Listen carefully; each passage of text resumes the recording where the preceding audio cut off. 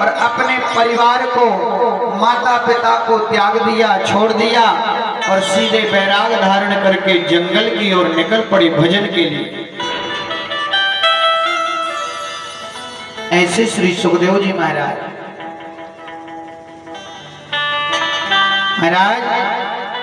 कथा आती है पुराणांतर्गत, सभी जानते भी हैं कि श्री सुखदेव जी महाराज ने भोलेनाथ से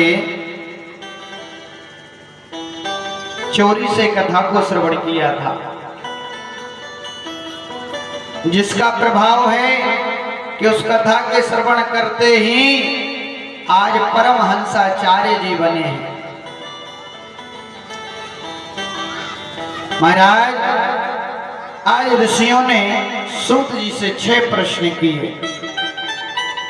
कि महाराज कृपा करके ये बतलाइए कि प्राणी मात्र का परम धर्म क्या है। पहला प्रश्न किया और दूसरा प्रश्न किया कि जीव मात्र का कल्याण कैसे हो। तीसरा प्रश्न किया महाराज कि भगवान का नाम वेदों में अजन्मा है, कि भगवान कभी जन्म नहीं लेते। यदि भगवान जन्म नहीं लेते तो फिर दशरथ के पुत्र राम कैसे हुए और देवकी के अष्टम लाल कृष्ण कैसे हुए। ये तीसरा प्रश्न किया।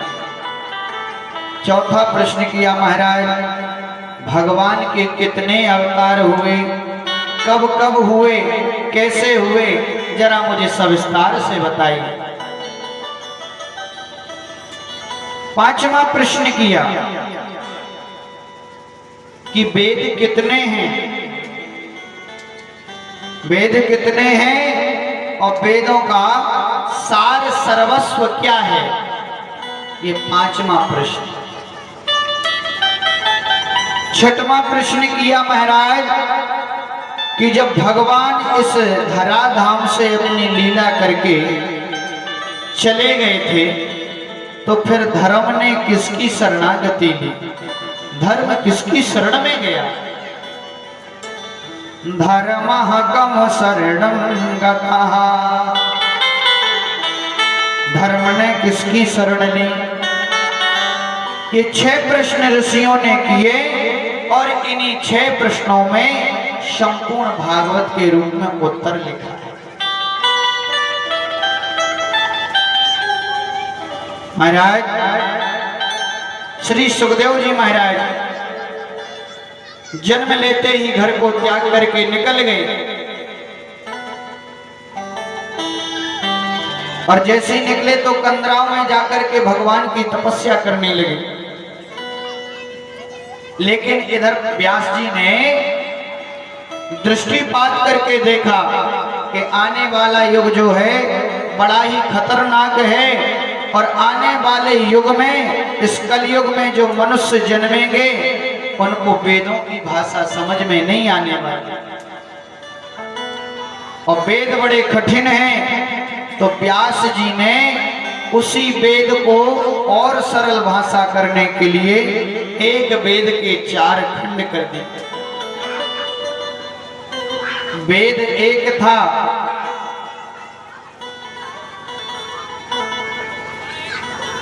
बोलो यज्ञ नारायण,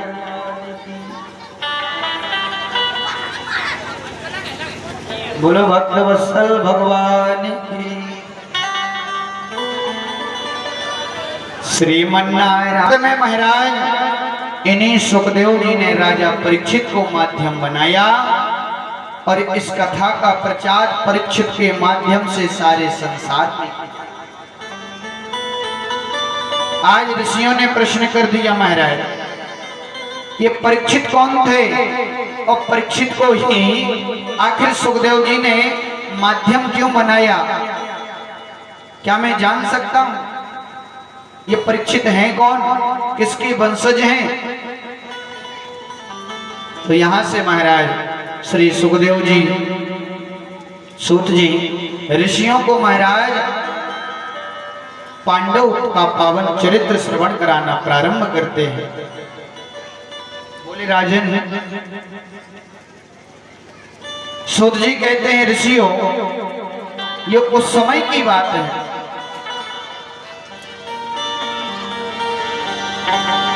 ये उस समय की बात है जिस समय महाराज कौरव और पांडवों में भीषण महायुद्ध चल रहा था।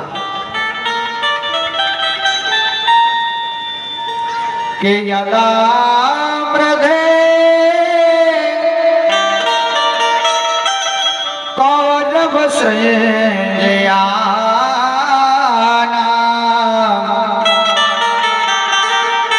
वीरेश्वतो वीर गतिम गतेषु ब्रकोदरा विद्धगदाभिमर्षा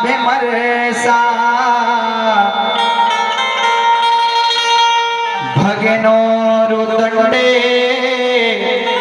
धृतराष्ट्रपुत्रे।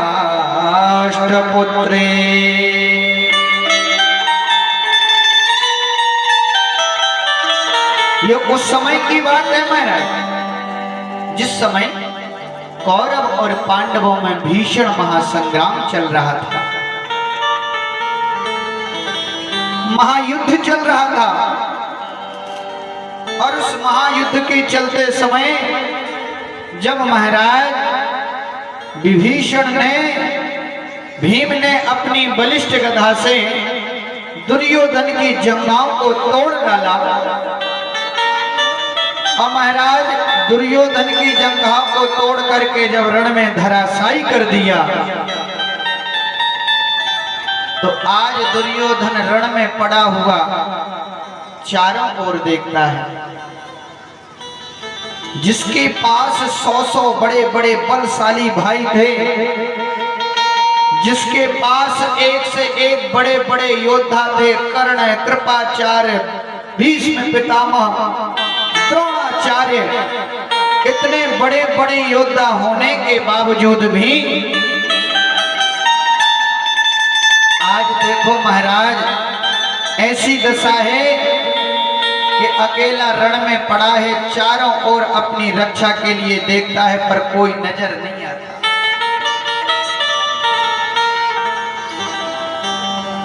कोई दिखाई नहीं पड़ता। क्यों?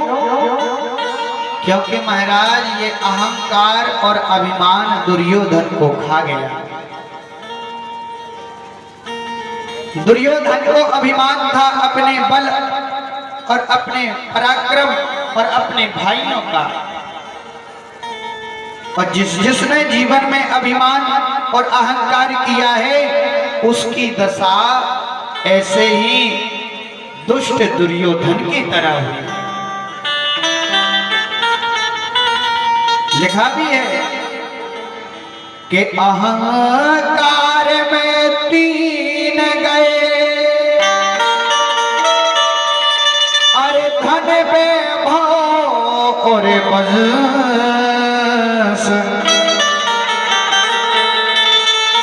और ना मानो तो देख लो जैसे रावण को रव कंस। अहंकार में 3 का विनाश होता है महाराज। किस किस का? धन, वैभव और वंश। इसके प्रमाण है, ना मानो तो देख लो जैसे रावण को रव कंस। रावण कितना ज्ञाता था, कितना बलिष्ठ था, जिसके पास काल भी बंधा हुआ था, काल भी जिसकी पट्टी से बना था, समय जिसके अनुसार चल रहा था। लंका वासियों में जितने भी जीव थे सब लंका वासी जो थे लंकेश के अनुसार ही सांस लेते थे। तो उस दुष्ट दशानन की क्या दशा